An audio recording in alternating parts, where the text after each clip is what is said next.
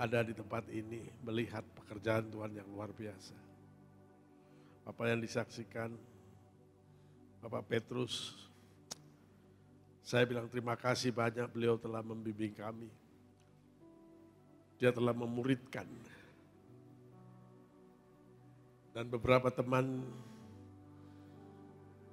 Pak Immanuel, mungkin lupa Pak Petrus menyaksikan.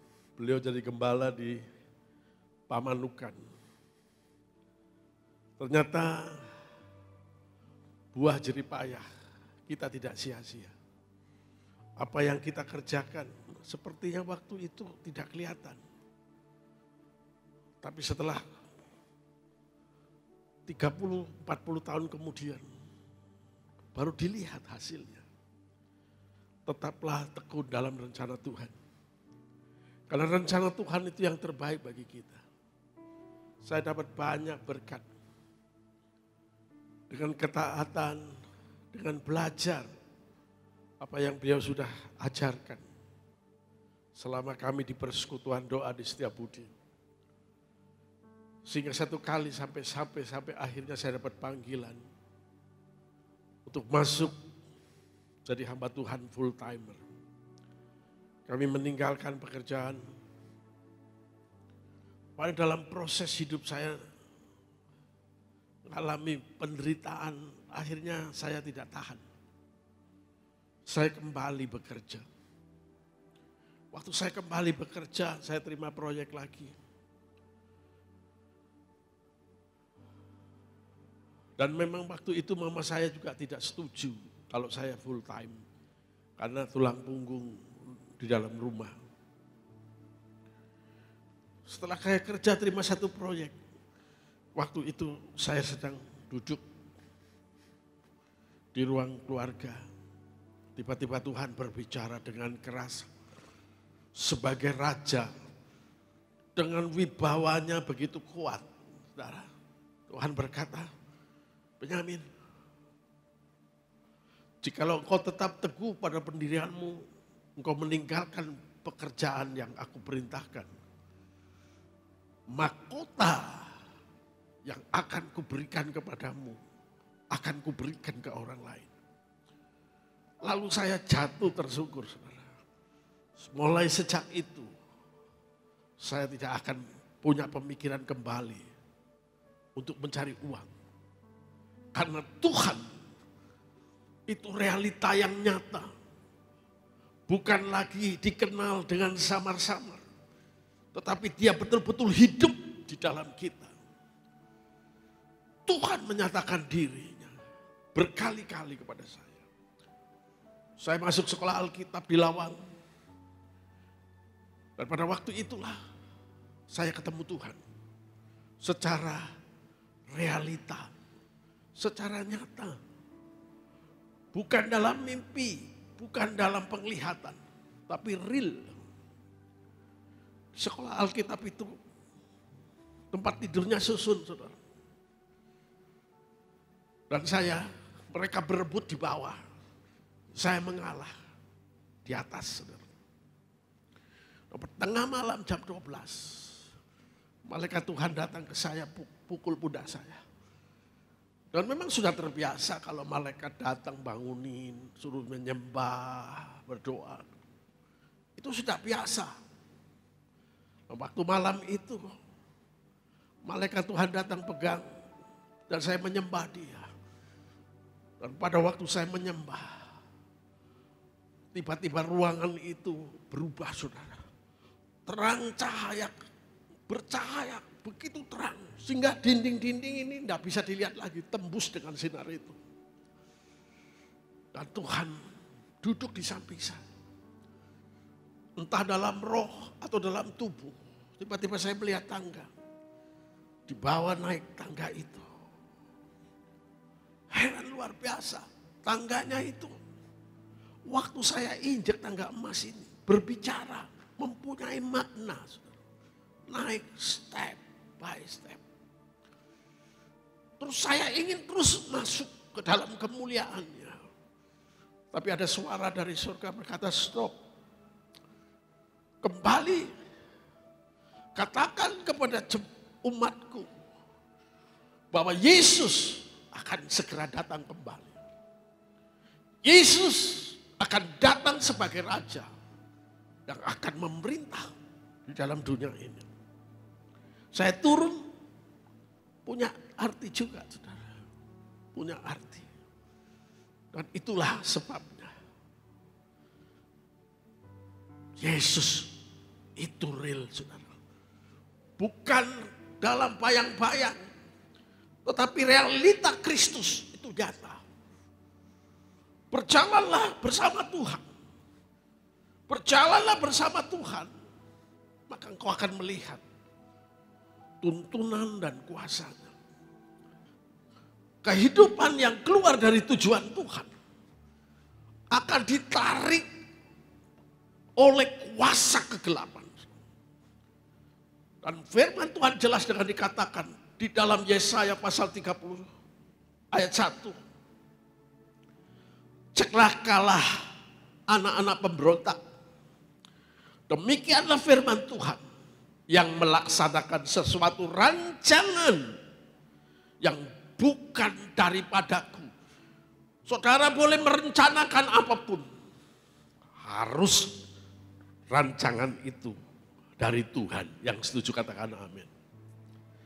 Kalau bukan dari Tuhan, dikatakan yang memasuki suatu persekutuan, masuk dalam persekutuan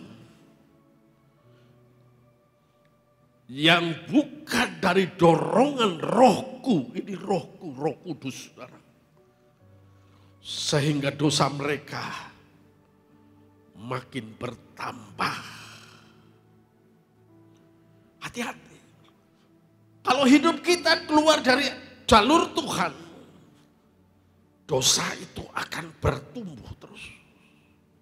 Tapi kalau kita di dalam tujuan Tuhan, Roh Kudus mendorong langkah-langkah kita. Dan saya percaya, saudara akan sampai kepada kekekalan kau dinyatakan perkenanan Tuhan kepada kita. Makanya penting bahwa sudahkah kita di dalam tuntunannya.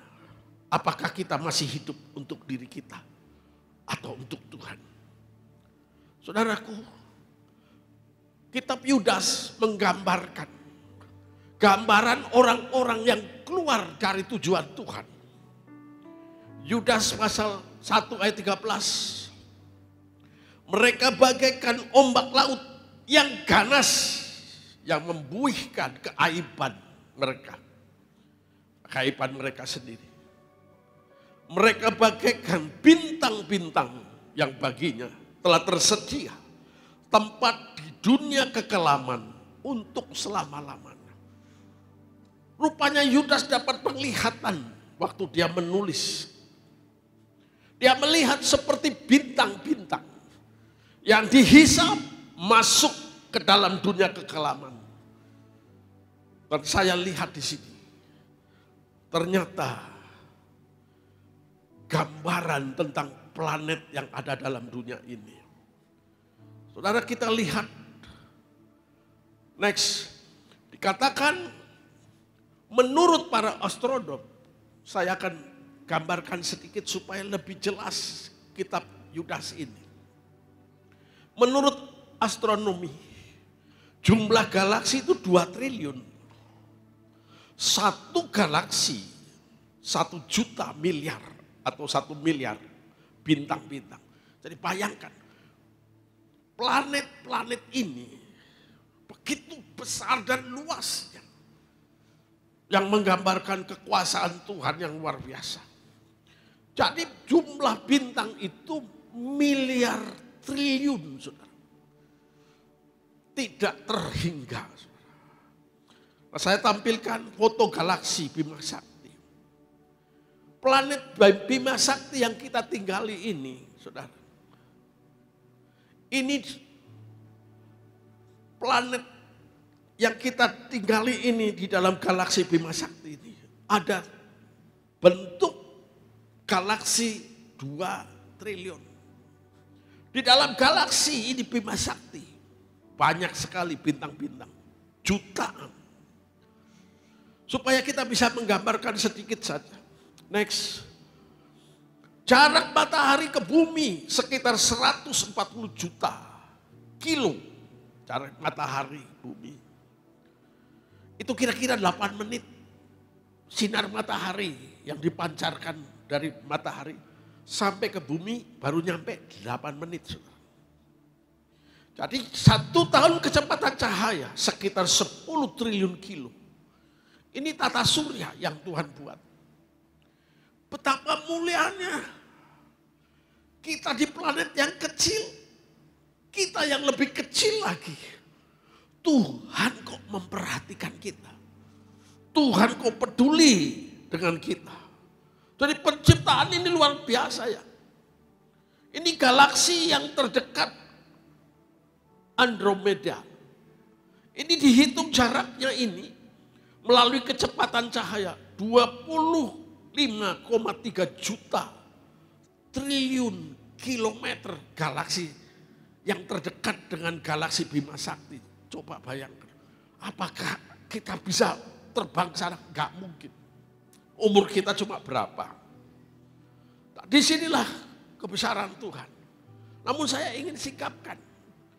Di dalam Yudas, next, berikutnya dikatakan, Yudas menggambarkan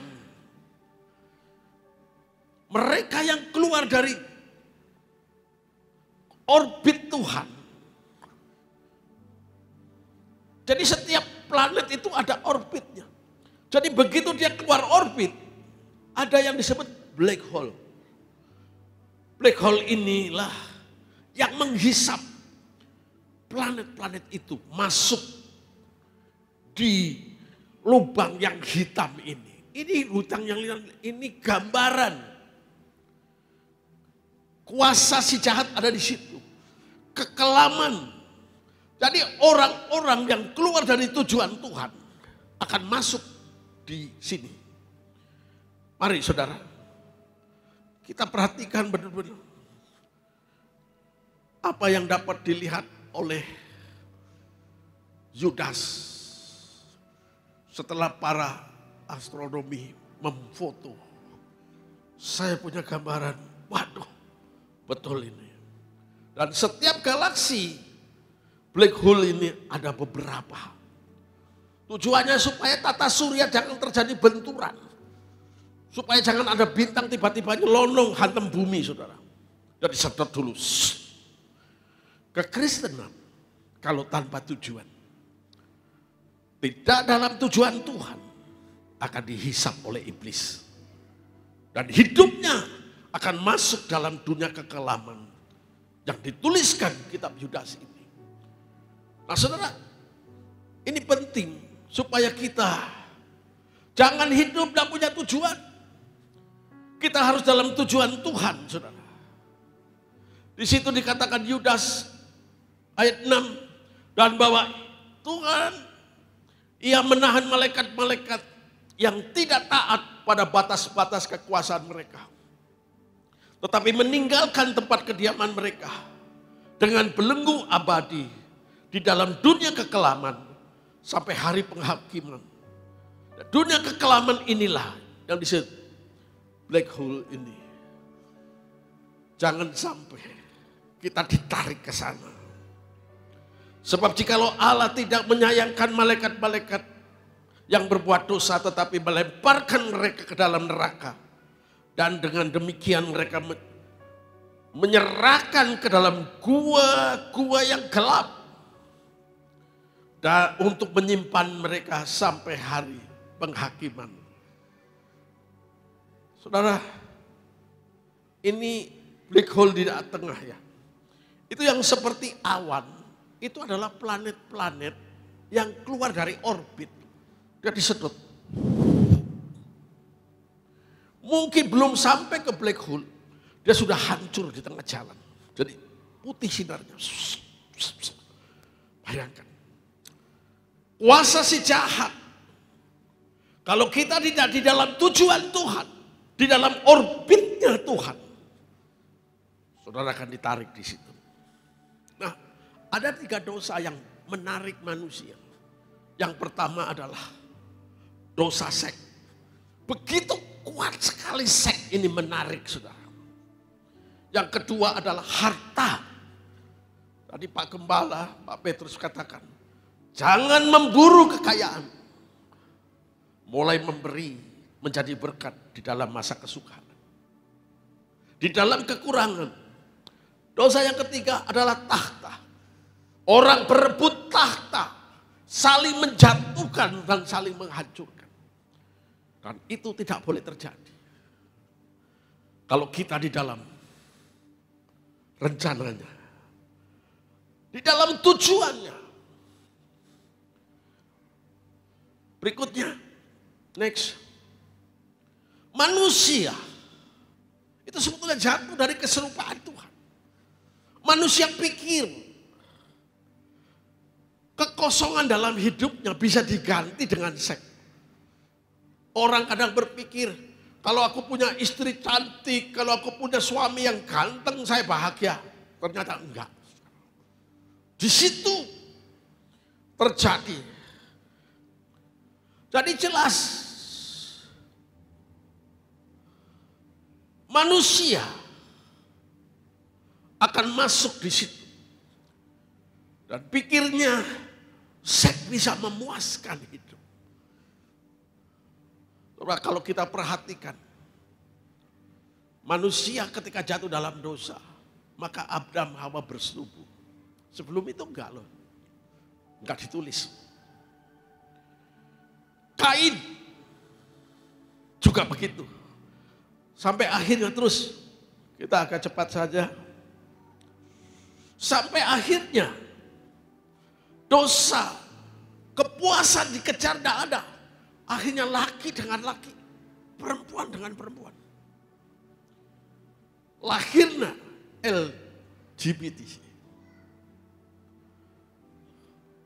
Lesbi, gay, biseksual, and transgender.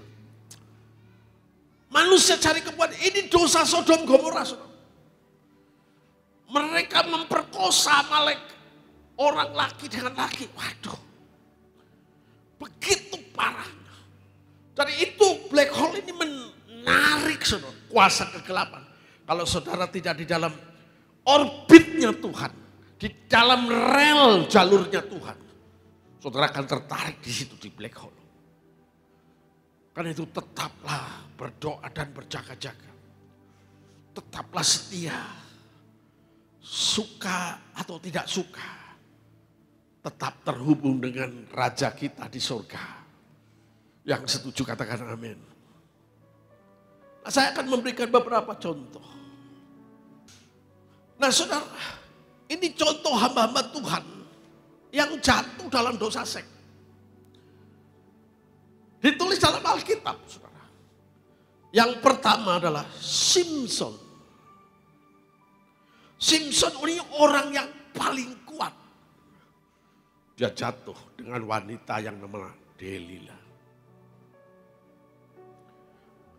Masalah seks, kita tidak bisa berkata, aku kuat, aku tahan uji. Tidak. Dosa ini begitu kuat. Hamba Tuhan, Nasir Allah yang kuat pun jatuh karena seks. Akhirnya dia harus dicukil batang. Dia harus menggiling. Dia harus dihina. Dia dicaci. Dia diolok-olok.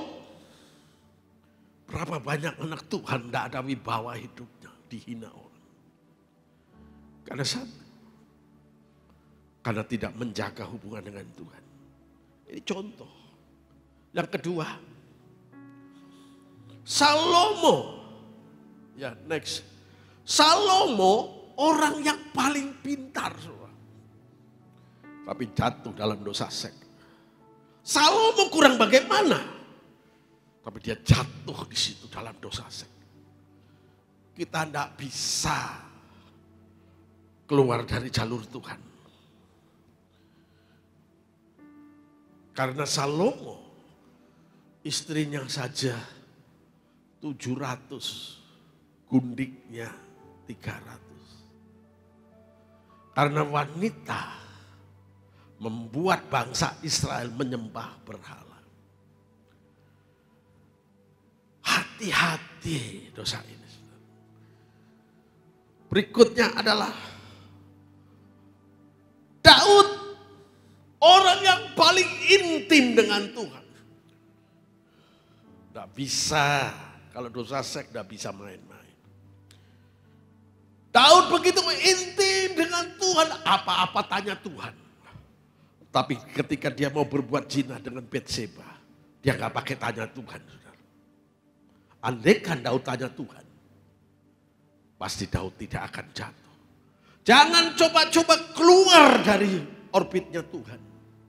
Ketika kamu bergeser sedikit, kuasa kegelapan akan menarik. Betapa suci dan salehnya kita harus hidup. Tetap berdiri setelah engkau mengerjakan sesuatu. Karena Tuhan menghendaki yang demikian. Apa arti hidup ini kalau kita tidak di jalur Tuhan? Tapi jangan kecil hati. Di Alkitab ada orang-orang yang menang. Di dalam jalur rencana Tuhan. Yaitu Yusuf. Yusuf ketika digoda istri Potifar. Yusuf berkata, tidak. Kebiasaan orang Mesir bukan kebiasaan orang Ibrani. Haleluya. Saudara harus berkata tidak terhadap dosa. Bayangkan tiap hari Delila merayu. Siang malam. Tapi Yusuf di dalam tuntunan kuasa Tuhan. Yusuf tidak jatuh. Walaupun Yusuf harus difitnah. Yusuf harus masuk penjara. Tetapi dalam penjara itu. Yusuf justru dipromosi oleh Allah. Jadi Perdana Menteri di Mesir. Tetap bertahan di dalam jalur Tuhan. Jangan karena hal-hal kecil saudara merelakan hidupnya. Meninggalkan kekudusan Tuhan. Yang selalu terngiang dalam telinga saya. Benyamin, betapa suci dan salehnya kamu harus hidup. Karena aku berjalan bersamamu. Oh, itu saja. Ini saya rasakan, saya bicara begini. Ada urapan Tuhan turun hangat, saudara. Mungkin saudara tidak terlalu merasakan, tapi saya rasakan. Jadi ada Sadrak, Mesak, Abednego. Ada Daniel. Dia rela masuk lubang singa. Justru kemuliaan Tuhan dinyatakan. Berkuasa. Tetap setia. Kalau nanti akhirnya. Ya kita tidak minta. Kalau kita harus berhadapan regu tembak. Kristus. Atau tidak. Apa yang kita akan buat. Saya keren banget ini dengan Sadrak, Mesak, Abednego ketika Raja Nebukadnezar membuat patung dari emas. Sembahlah dia demi aku. Yang ngomong, mohon maaf Tuanku Raja. Dalam hal ini, Allahku yang kusembah, kalau tidak bisa menolong aku, sekalipun tidak ditolong, saya tidak akan menyembah patung ini. Ternyata ada orang-orang di dalam Alkitab yang tetap di dalam jalur Tuhan. Saya ingin singkat saja. Akibat dosa seks menghancurkan rumah tangga. Menghancurkan masa depan anak-anaknya. Ketika Daud jatuh dengan istri Urea. Dosa masuk di dalam diri Daud. Daud menjadi orang yang ganas. Karena dosa berusaha ditutupi. Dia panggil Urea. Supaya tidur karena apa? habis berselingkuh. Batseba menulis, Tuanku Raja, teman selingkuhku. Aku sudah terlambat, tidak datang bulan alias hamil. Kebakaran. Cari kambing hitam. Suaminya suruh pulang. Pulang, gak mau tidur. Dikasih mabuk, gak mau tidur. Akhirnya Daud memberi surat hukuman mati. Dosa seks, melahirkan pembunuhan. Berapa banyak bayi-bayi yang digugurkan, diaborsi. Karena dilakukan seks di luar nikah. Itu memilukan hati Tuhan. Dan bukan itu saja, saudara. Inilah dampak daripada dosa ini. Anaknya terjadi incest. Amnon memperkosa Tamar. Sama-sama anak Daud. Satu ayah lain ibu. Dosa pembunuhan. Akhirnya Absalom. Satu ayah, satu ibu dengan Tamar. Waktu Tamar diperkosa, hatinya sakit. 2 tahun kemudian Amnon dibunuh. Ngeri, saudara. Jangan keluar dari jalur Tuhan. Dosa seks melahirkan pembunuhan. Jangan sampai. Keluarga Daud berantakan. Kerajaannya dikudeta oleh Absalom. Dan yang lebih mengerikan lagi, gundik-gundiknya ditiduri di depan rakyat, saudara. Waktu dikudeta, Daud dengan tentaranya lari ke Mahanaim. Di Yerusalem, disotoh kerajaan. Halo, inilah raja. Lihat, dia akan tidur dengan istri-istri raja. Di depan bangsa Israel. Orang menabur 1, menuai 10, 30, 100. Demikian juga menabur dosa. Beranak cucu. Beranak cucu. Kalau tidak berbalik ke jalan Tuhan, akhirnya menghadapi kehancuran. Baiklah.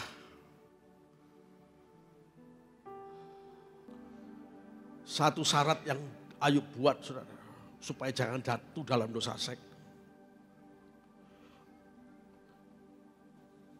Jangan hidup di luar kehendak tujuan Tuhan. Ayub 1 ayat 31 ayat 1.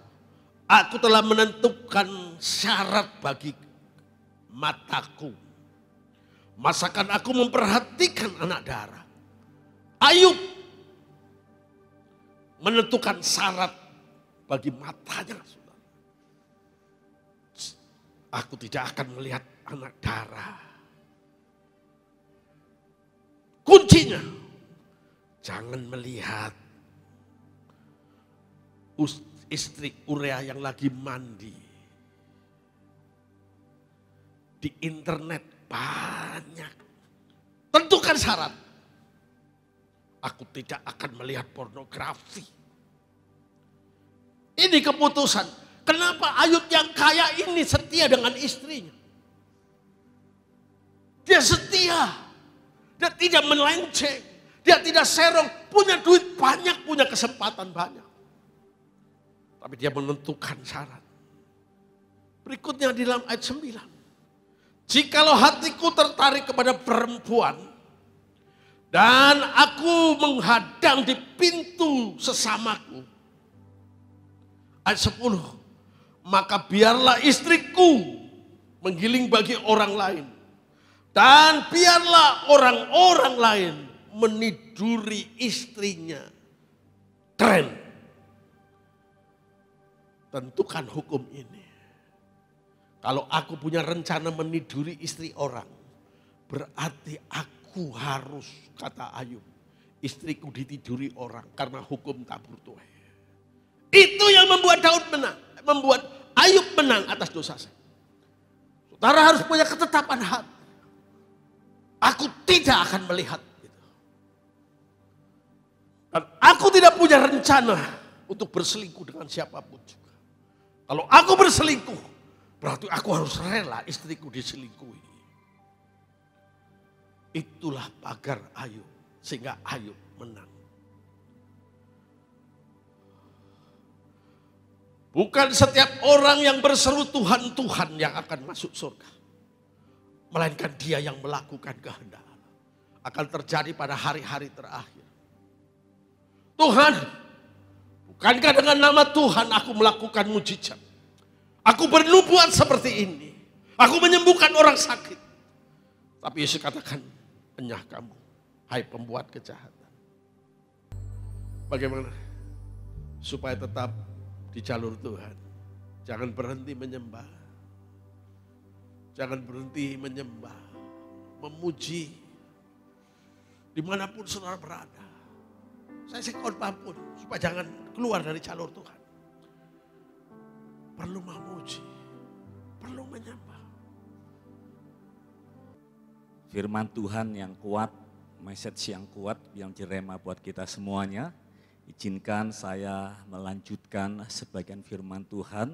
Boleh senyum kanan kirimu, katakan tetap semangat. Haleluya. Bapak sekalian, sebelum masuk dalam firman Tuhan untuk melanjutkan apa yang disampaikan tadi, saya bersyukur alumni dari pemuritan, ya mentoring dari hambanya Pak Petrus di Setiabudi, saudara. Dari lulus SMP memasuki semia, lalu 3 tahun setengah kurang lebih sampai 84 dimuridkan. Dan disitulah sebagai lahir baru, diproses, dibentuk, diajar banyak hal dasar-dasar kekristenan, serta memiliki integritas 3 tahun setengah. Dan puji Tuhan saudara, lalu 84 selesai berangkat ke Jakarta kurang lebih 15 tahun. Lalu Tuhan panggil full pelayanan di Kerawang 25 tahun hari ini kurang lebih. Perjalanan yang tidak mudah, suka duka kami alami.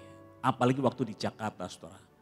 Hari ini kami datang setelah 40 tahun. Karena 84 saya pergi dari Tegal ke Jakarta dan ini kami diundang. Ya, saya biasa panggil Kopet panggil saya Cung, ya Kim Cung. Yuk datang sama kawan-kawan. Setelah 40 tahun saudara. Ya, oh luar biasa saudara.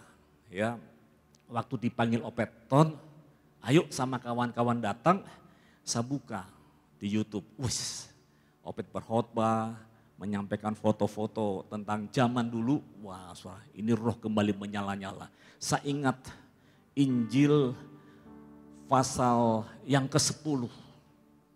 Ketika Yesus mengutus 70 murid-muridnya, saudara. Kemudian pulanglah, datang kembali 70 murid-muridnya. Diutus 22. Ya, lalu mereka datang, melapor. Ini loh yang Yesus, yang kami lakukan. Wah, semua bersuka cita. Tapi Yesus berkata pada murid-muridnya, kau bersuka cita karena kau telah melakukan apa yang Tuhan mau. Dan namamu tercatat dalam buku kehidupan. Ini yang dahsyat saudara. Dan hari ini kami datang, lapor. Lagi ujian skripsi nih Pak, lagi ujian tesis. Mudah-mudahan nilainya A, saudara. Supaya diundang lagi. Ngarep ya. Nah Bapak Ibu sekalian, tadi saya katakan bukan satu hal yang mudah. Kami diajar, dibentuk di Setiabudi. Dan itu menjadi gaya hidup kami. Kopet mengajar kami setiap dalam persekutuan keintiman, intimasi, dan mendengar firman Tuhan. Bukan khotbah, tapi message, sesuatu yang rema. Seperti tadi Pak Ben sampaikan. Dan yang selanjutnya adalah puasa. Waktu itu saudara, puasa bukan karena kepengen, tapi kepepet harus puasa. Nah saudara, 5 ini ketika saya dipanggil melayani full pelayanan pengembalaan di Kerawang. Sejak dari tahun 97, saya katakan sama jemaat, kita harus punya gaya hidup jemaat. Yaitu doa, pujian, penyembahan, firman Tuhan, dan kebenarannya yang rema. Dan yang kelima apa saudara? Puasa. Kami hidupi sampai hari ini. Dan kami melihat bagaimana pekerjaan Tuhan di Kerawang yang tidak mungkin menjadi mungkin. Karena tiada mustahil bagi Dia. Oh, tiada mustahil bagi Dia. Amin saudara. Gagah perkasa dan penasihat Dia saudara. Lewat pray, praise and worship. Lewat pesan-pesan firman Tuhan yang mengandung rema. Dalam berpuasa. Yang tidak ada menjadi ada. Yang percaya katakan amin saudara. Dan kami sudah sampai hari ini. Sebab itu saudara waktu diajar oleh Kopet. Kalau mau melihat Tuhan dalam pekerjaannya. Baca firman, doa tiap hari. Wah ini saudara. Baca firman, doa tiap hari. Kami lakukan sampai hari ini sudah 40 tahun lebih saudara. No Bible, no breakfast. Dan ketika di Jakarta, tantangan begitu semakin berat. Memasuki krisis 98 saudara. Ingat kejadian 98 saudara. Saya mendisiplin diri saya. Bukan hanya no Bible, no breakfast. Saya tambahkan saudara. No Bible, no sweet dream. Wah, tidak akan pernah tidur nyenyak, mimpi indah kalau belum baca Alkitab. Jadi saudara kalau sebelum tidur dan gak baca Alkitab, ngimpinya horor. Sayem saudara. Nah saudara dari sejak itulah saya mendisiplin diri saya, istri saya, anak-anak saya. Pagi dan malam kami baca Alkitab. Ya, doa, pujian, penyembahan firman dan berpuasa. Puji Tuhan saudara. Menyambung firman Tuhan yang disampaikan oleh Pak Ben tadi. Ada satu judul yang menarik. Kalau kita keluar dari kehidupan, apa yang menjadi Tuhan Allah dalam kehidupan kita sebagai orang percaya. Harusnya kita berkata, menyenangkanmu, senangkanmu, hanya itu kerinduanku. Yang mau katakan, menyenangkanmu, senangkan hatimu. Katakan bersama, hanya itu kerinduan. Saudara, kalau kita keluar dari rancangan Tuhan, kuasa kegelapan Yohanes baru dikatakan iblis selalu ingin mencuri, membunuh dan membinasakan. Tadi disampaikan bahwa kekosongan hidup manusia ketika ditinggalkan Allah karena keluar dari rancangan Tuhan, dia akan jatuh, ya akan jatuh dalam tipu daya iblis. Nah sebab itulah saudara tidak ada pilihan lain, ya tidak ada pilihan lain. Facing the crisis with your Christ. Hadapi masa-masa sulitmu bersama dengan Kristus. Yang mau katakan amin, saudara. Hadapi masa sulitmu bersama dengan Kristus. Kalau enggak tadi, saudara. Tahta, harta, cinta. Cinta yang mendatangkan jerat dosa. Kami sudah menghidupi 40 tahun, saudara. Hanya dengan sebuah keintiman. Intimacy with God. Itu harus didisiplinkan, saudara. Sehingga pada waktu kita menghadapi krisis. Saudara bersyukur bahwa kita di tengah-tengah bangsa kita Indonesia mengalami recovery, mengalami pemulihan yang lebih cepat dari pandemi. Bukan lebih cepat, tapi dalam kondisi yang baik dan amat sangat baik dibandingkan negara yang lain. 2 tahun kita mengalami pandemi, banyak yang terjadi. Ya, lalu sekarang kita memasuki masa-masa endemi. Transisi ini diharapkan segera menjadi normal. Tapi 2 tahun kita mengalami pandemi masa krisis. Ada banyak PR yang harus kita kerjakan. Apalagi gembala. WHO, Badan Kesehatan Dunia, WHO, mengatakan dampak daripada virus pandemi ini sudah dapat ditangani dengan baik. Dengan cara prokes, protokol kesehatan yang baik, vaksin dan booster cara hidup yang sudah menjadi gaya hidup yang baik. Hari ini kita lihat sudah semakin baik. Tapi saudara diingatkan, ternyata impact daripada pandemi tadi saudara, lebih banyak orang yang tergoncang dan sakit jiwanya. Karena krisis tadi saudara. Sehingga diingatkan oleh Badan Kesehatan Dunia kepada seluruh pemuka agama. Ini kan menarik saudara. Saya baca artikel ini. Kepada semua pemuka agama, agar karena pemuka agama, kalau kita hamba Tuhan, itu hari-hari ini lebih didengar oleh umatnya. Saya percaya jemaat Tuhan JKI Shekinah Glory ini dengar-dengaran suara gembala jemaat. Yang berkata jangan takut, jangan gentar, kuatkan dan teguhkan hatimu. Amin saudara. Sebab ketika roh Allah ada pada kita, mengurapi kita, tidak ada yang mustahil. Amin. Tidak ada yang mustahil. Nah saudara, sebab itulah saya terus mengundang jemaat. Ayo ikuti semua prokes, vaksin dan segala macam. Tapi sudah tiba waktunya. Janganlah menjauhkan dirimu dari persekutuan orang percaya. Katakan amin saudara. Karena rupanya banyak masih tergoncang jiwanya. Takut. Saya bersyukur saudara, jemaat Tuhan di Kerawang. Orang-orang dari desa, orang-orang dari daerah. Justru mereka yang lebih semangat dari pendetanya, saudara. Pak, kapan Pak? Udah nggak tahan, mendingan kita bersekutu lah. Nggak bersekutu, kena pandemi mati juga. Mendingan sekalian bersekutu, mati masuk surga, saudara. Wah, saudara luar biasa. Membuat kami hamba-hamba Tuhan mau nggak mau harus maju. Saudara. Melayani jemaat yang rindu bersekutu. Tentunya dengan prokes.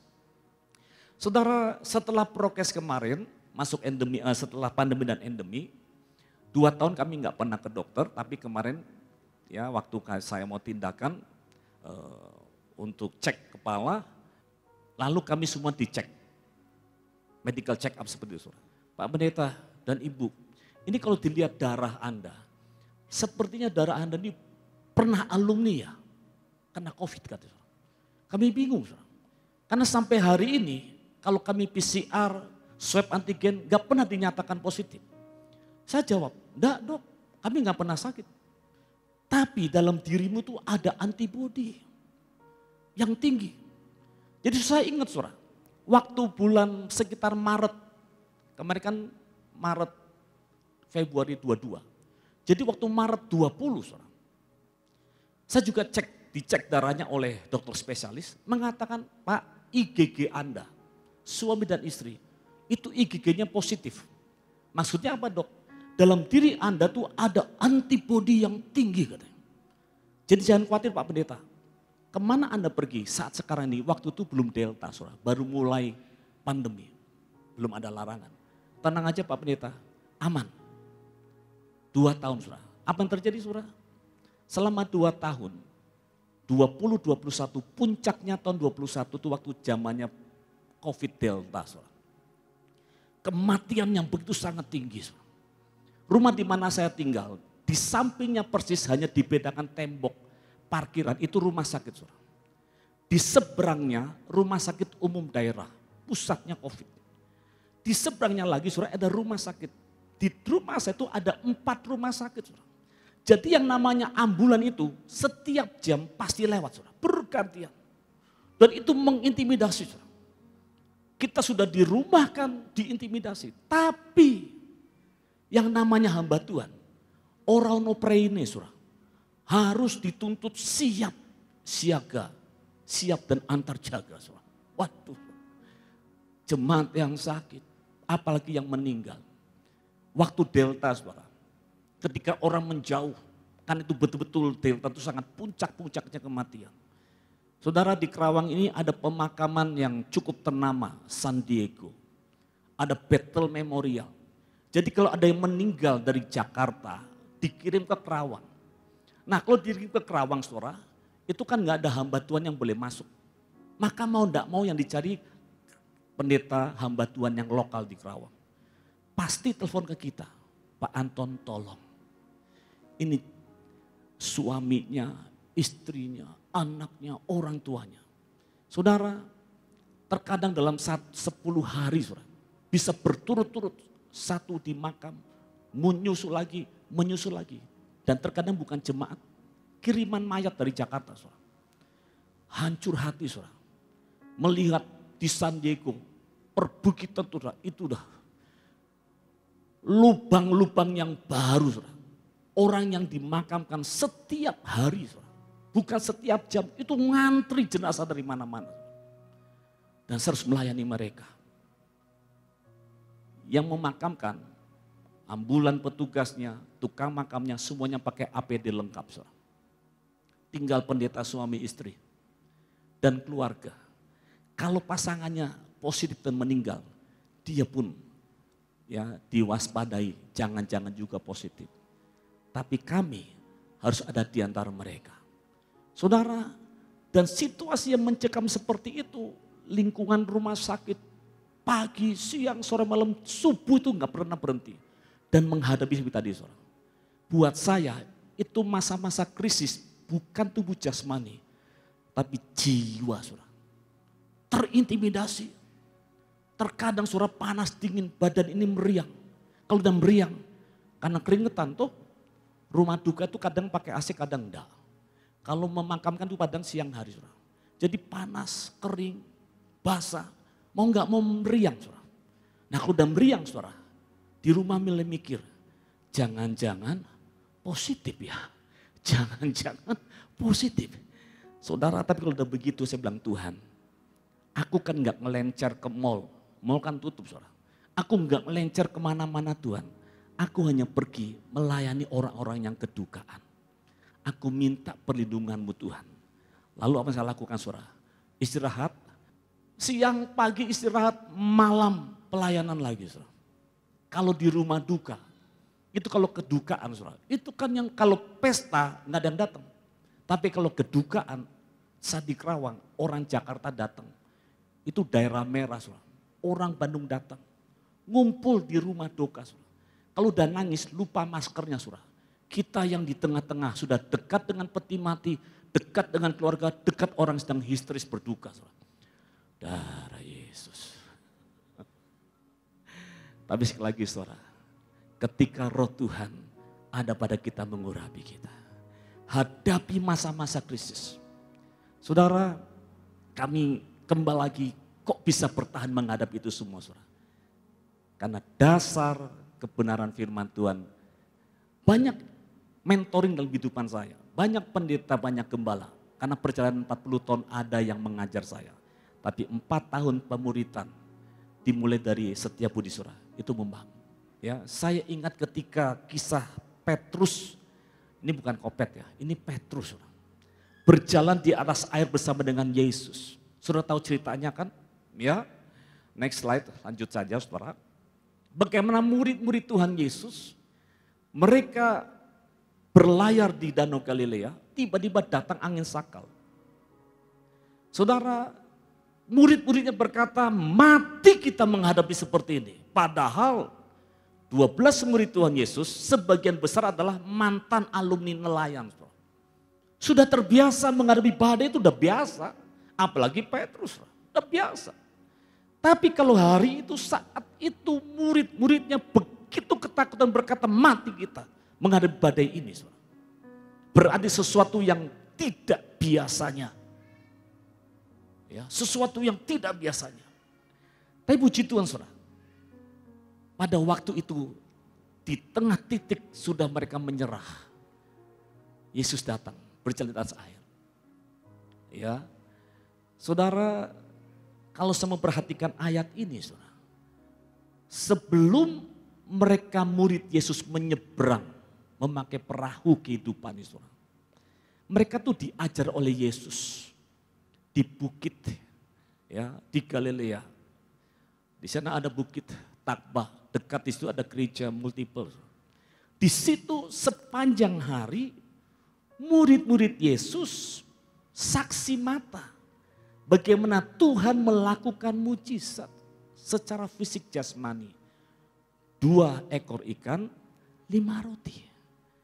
Mereka melihat Yesus melakukan mujizat. Dan ketika selesai langsung ujian. Aku percaya Yesus anak Allah yang hidup. Wah, diberkati. Wah, iman mereka mentok. Dahsyat ini Yesus. Tapi langsung ujian. Malam itu 12 murid nyebrang. Dan kali ini mereka menghadapi, saudara, sekali lagi mungkin pada mulanya, waktu mereka melihat badai, enteng, tapi kemudian badai itu tidak dapat lagi mereka tangani. Mereka berpikir mati. Nah singkat ceritanya saudara, maka Petrus waktu melihat Yesus berjalan cari berkata, Yesus kalau engkau adalah Tuhan, aku mau berjalan di atas air. Nah, saudara, maka di dalam krisis tadi muncul iman. Petrus mulai lompat dari atasnya, dia berjalan. Alkitab berkata, wow, murid-muridnya berkata, ini dia Petrus. Berjalan di atas air. Tapi yang lebih menarik saudara, next slide. Lebih menarik adalah ketika Petrus kemudian merasakan. Perhatikan, kemudian Petrus di tengah-tengah mujizat, dia mulai merasakan desiran angin yang tidak seperti biasanya, lebih kencang. Suara yang matanya melihat danau Galilea mulai bergelora. Saudara, hati-hati hari-hari ini saudara. 5 panca indera kita. Kita semuanya belajar ya, biologis ya. Manusia punya 5 panca indera. Mata melihat, telinga mendengar, lidah bibir mengecap, tangan meraba dan segala macam saudara. Saudara, kedagingan kita ini, kemanusiaan kita ini, Tuhan tahu kita masih manusia. Betul saudara. Ya.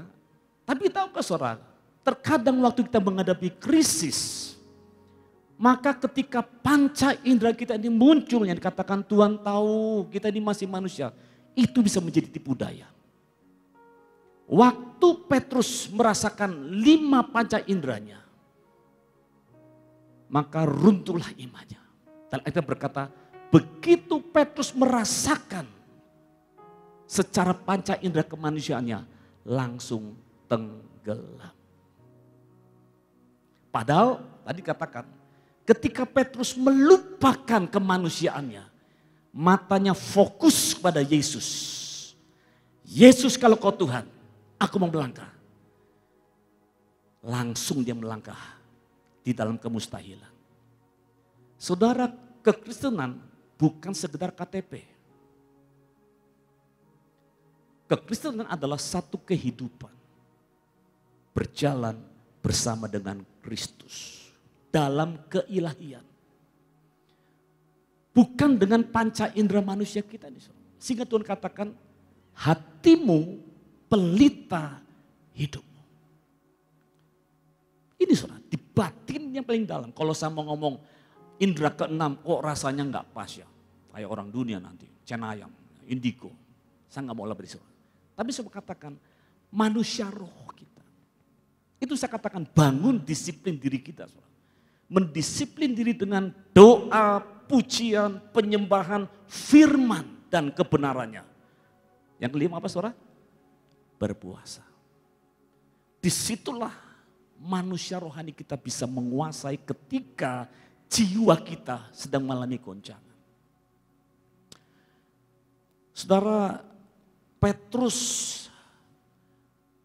tergoncang setelah mengalami Kristus, mengalami keajaiban Tuhan, muncul jiwa dan dagingnya. Saudara.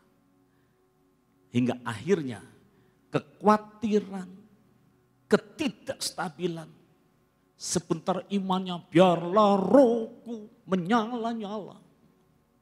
Tapi kemudian bisa tenggelam. Tuhan, masihkah kau mendengarkan doaku? Kadang, sekarang saya, memuji dalam nama Yesus. Tapi terkadang hilang iman. Kenapa? Karena Petrus waktu itu, kalau bertanda petik, kita memasuki Pentakosta kan.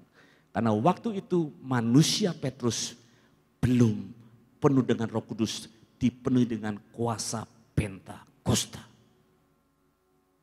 Siapkan diri kita saudara, momentum Pentakosta. kelahiran baru yang dipenuhi dengan kuasa Pentakosta. Dahsyat. Saya tutup dengan sebuah kesaksian pribadi. Setelah saya ke Jakarta menikah, lalu pengantin baru, istri saya mulai hamil, anak pertama. Wow, bersuka cita, saudara. 1-2 bulan kemudian ke dokter spesialis kandungan. Diperiksa, dokternya bukan Kristen, ya, tapi sangat baik. Istri saya ini kan dulu sakit anemia hematolitit, penyakit darah, yang harusnya enggak boleh menikah, enggak boleh punya anak karena dia minum obat tahunan. Tapi waktu menikah dengan pertolongan Tuhan lewat KKR, dia doa dilepas obatnya enggak diminum. Karena ingin punya anak, ingin menikah punya anak. Mujizat terjadi. Tapi saudara, ketika hamil kami ke dokter. Dokter mengatakan, Bu, sepertinya ada sesuatu. Jadi mari di USG. Saudara, waktu di USG, ternyata didapati dalam kandungan, janin anak saya yang pertama, di bagian kepalanya itu kosong, tidak ada isinya. Saudara. Artinya bayi ini hidup, janin ini hidup, tapi tidak ada otaknya. Kalaupun dia menjadi besar, itu karena ada orang tuanya. Tapi nanti kalau dia lahir, pasti mati. Karena tengkorak ini tidak ada isinya. Saudara. Jadi dokter berkata second opinion, cari dokter yang kedua. Saya pergi ke RSCM, saudara. Di USK lagi, hasilnya sama. Hanya dokter itu berkata, Pak, tolong dipertahankan, jangan digugurkan. Kalau yang pertama tadi langsung suruh gugurin. Nah, kita pengantin baru anak pertama, saudara. Ya, mau digugurin. Itu kan sukacita kita. Nah, yang kedua berkata, ditahan dulu 1 bulan. Kita lihat perkembangan. Kami balik ke dokter kandungan. Wah, Pak, udah seri nih satu-satu. Mari cari yang ketiga. Saya pergi ke rumah sakit harapan kita. Saudara.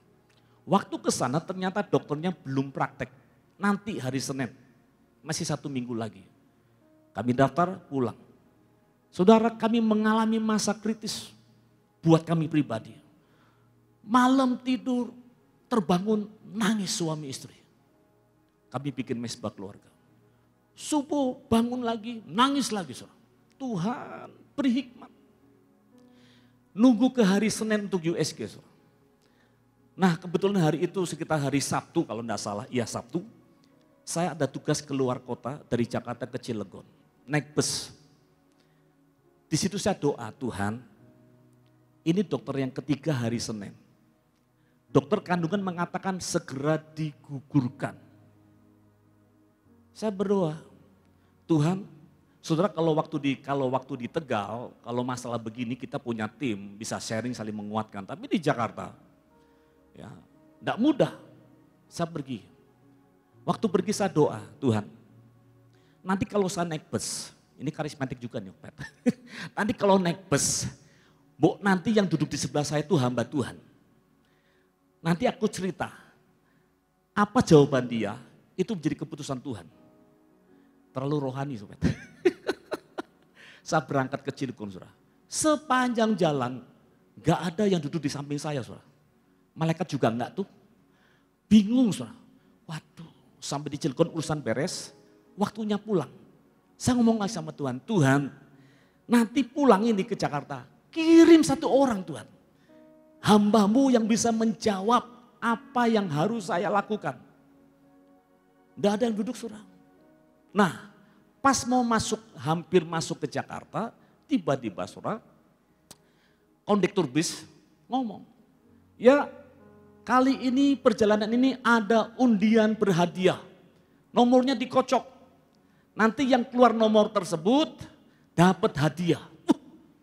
Saudara, waktu dek gitu kan, dilihat nomornya, langsung saudara, karena nggak ada yang dulu sama saya nanya sama Tuhan, Tuhan, kalau Tuhan itu nomor buat saya, berarti anakku tidak perlu digugurkan.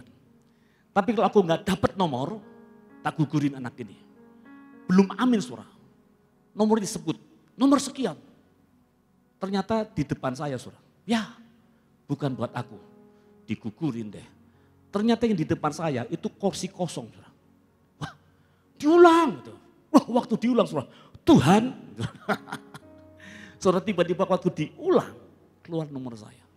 Waktu keluar nomor saya bilang, Tuhan, Engkau menjawab, jangan digugurkan. Aku minta nama. Kan belum tahu, laki perempuan. Tapi Tuhan kasih tahu. Namanya Wahyu Immanuel. Apa kok Wahyu? Karena aku bicara, aku memberikan kamu wahyu, pencerahan bahwa Immanuel, aku menyertai anakku. Itu Sabtu, saudara. Dapat kaos, kaosnya merek Bus. Hari Minggu ke gereja, gereja rumah, ya home church. Saya bersaksi, kaosnya tak pakai. Gembalku bingung, kamu ke gereja kok pakai kaos? Enggak apa-apa, ingin bersaksi. Saya bersaksi seperti tadi, saudara. Saudara, mohon doanya. Hari ini istriku mengandung anakku tidak akan digugurkan. Dan aku juga mengandung iman dan pengharapan. Tolong doakan saya. Sak gereja, saudara. Termasuk mama saya, termasuk mertua. Nasihatnya, udah gugurin aja. Timbang jadi masalah, gugurin aja. Saya bilang, enggak. Itu masa-masa krisis, Pak. Hari Senin, dokter yang ketiga saya coret. Enggak perlu lagi dokter ketiga. Keputusan Tuhan. Menghadap dokter kandungan. Gimana Pak Anton? Kapan tindakan? Enggak usah dok, biarkan saja. Siapa yang mau jamin? Saya katakan, Tuhanku, Yesus Kristus yang menjamin anakku. Pasti baik kondisinya. Oh saudara, betul. Dokter ini mendampingi kami pas 7 bulan pendarahan. Saudara. Kami lari ke rumah sakit, dirawat. 1 hari 1 malam, sehat lagi.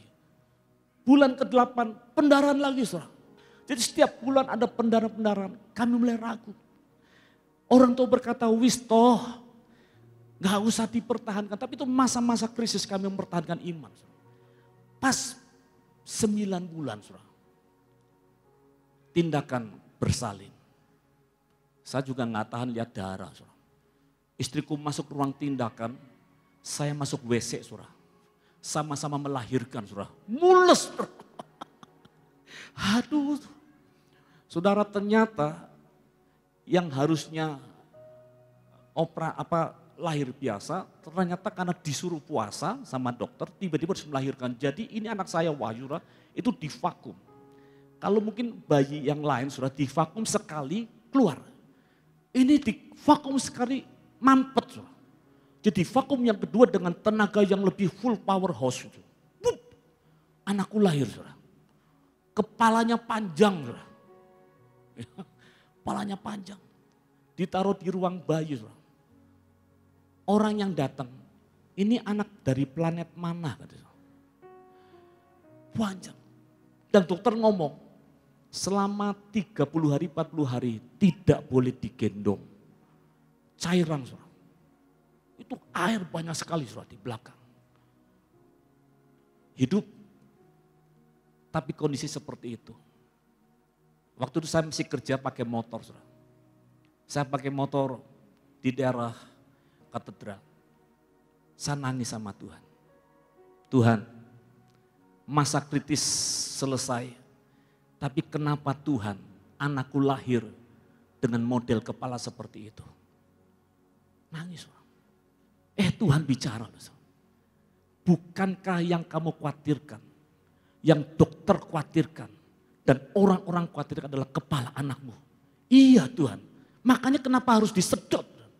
Akan kutunjukkan kemuliaanku. Wah, damai sejahtera tuh. Orang-orang coba tak lihat anak ini jadi apa. Betul saudara. 30 hari, 1 bulan kurang lebih, enggak boleh digotong. Dan saya menanti-nantikan Tuhan, Tuhan, apakah anak ini hidup dan akan jadi apa? Saudara, hari ini saya mau saksikan, anak ini akhirnya sekolahnya juara, main musik, sekarang S3. Waktu saya tanya, kamu mau kerja? Iya Pak. Tapi Tuhan bicara harus melayani. Dan sekarang dia full sebagai seorang gembala. Saya berkata Tuhan, kalau di masa krisis tadi, kalau tanpa Tuhan, Tapi di dalam masa krisis tadi, aku berserah pada Yesus Juru Selamat. Aku berserah. Ada 2 buku yang ditulis oleh hamba Tuhan yang sangat bagus sekali. Tentang kalau kau ingin melihat Tuhan bekerja, ketika kapal kehidupanmu digoncang, segera keluar dari kapalmu. Berjalanlah di atas air bersama dengan Kristus. Jika Anda ingin berjalan di atas air, menghadapi segala yang ada, keluar dari perahumu. Ini hamba Tuhan ini luar biasa berkati Tuhan. Dia punya banyak karangan bukunya. Salah satunya berkata bahwa Yesus itu dekat dengan kita, lebih dari apa yang kau pikirkan. He is closer than your think. Bahkan apa yang Yesus lakukan itu lebih daripada yang kamu pikirkan. Dan Helen Keller berkata, kita dapat memilih untuk berani menghadapi tantangan hidup atau tidak melakukan apa-apa. Siapa Helen Keller, saudara? Hamba Tuhan wanita, buta, tidak bisa melihat. Umur hampir 2 tahun, tadi 18 bulan. 18 bulan dia kena penyakit dan buta. Ya, saudara, tapi dia buat sebuah buku, Suara dari Kegelapan. Dan dia menulis banyak buku. Tentunya dibantu. Pengalaman dia bersama dengan Tuhan, Helen Keller. Dari buku-buku ini saudara kita bisa belajar. Di dalam krisis, waktu kita berseru, maka dia Tuhan akan menjawab kita. Pesan firman Tuhan oleh Pak Ben tadi dikatakan, jangan keluar dari rancangan Tuhan. Karena kalau kita keluar dari rancangan Tuhan, iblis akan mencuri. Dan firman berkata, sebab itu, facing your crisis with Christ. Amin saudara. Jemaat yang dikasih Tuhan, saya mengajak saudara naikkan pujian ini meresponi. Sebab kita harus dalam rancangan Tuhan. Krisis apapun yang kau hadapi. Firman Allah berkata hari esok mendatang. Tidak ada perkara yang mudah. Hari-hari akan semakin sulit. Dan kita perlu satu pengurapan roh Tuhan. Kita dalam masa momentum kenaikan Yesus dan menjelang Pentakosta. Mari saya mengajak Bapak Ibu sekalian. Supaya kita tetap tinggal berjalan bersama dengan Kristus. Yang mengurapi kita, Roh Kudus yang mengurapi kita. Dan pujian ini mengatakan bukan supaya kita penuh dengan Roh Kudus saja. Tapi supaya kita dipakai Tuhan. Membebaskan hidup yang terbelenggu. Memulihkan hati mereka. Hidup jadi berkat. Yang siap jadi berkat katakan amin.